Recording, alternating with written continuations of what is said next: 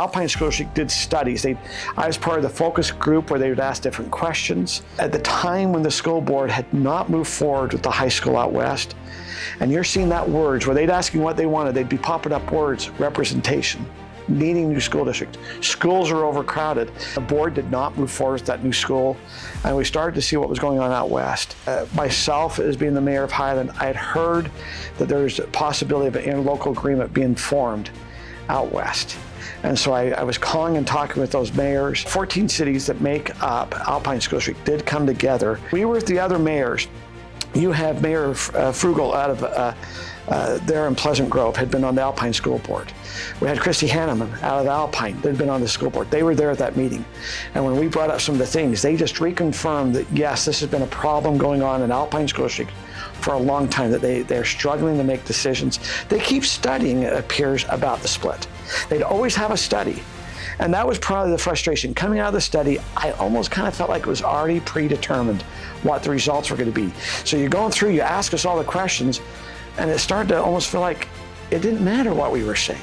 They already determined that they wanted to stay together. Our school board members are representing a larger area than our state House of Representatives are. I don't think that's good. Well, so as you look at tripling the overhead costs, we need to understand that Alpine School District right now, there's a lot of middle management. I've actually seen that there are 55 employees, total compensation making over $200,000 in Alpine School District. So I would assume some of that's middle management, some of it's going to be your upper leadership. So there is some workability. 9 school districts who are smaller than Alpine School District in Utah have lower overhead cost.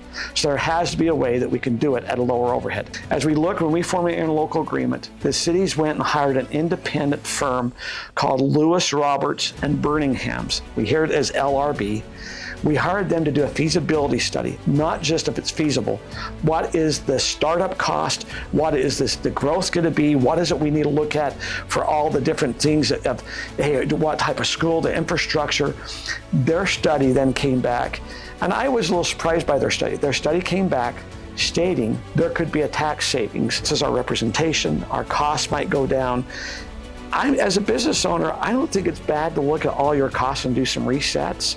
That you go, hey, this is my budget, how do I function within the budget, versus just keep raising the taxes. I kept asking that, what's the trigger, or what are you looking for? Well, they all like to hide it now. All the board members, they're not in favor. They were in favor in May. We seem to have met the criteria in May because they're voting on it.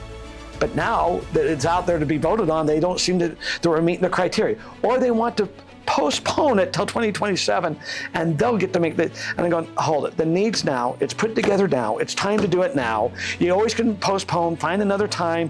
We always can kick the can down the road. It's time to quit playing kick the can.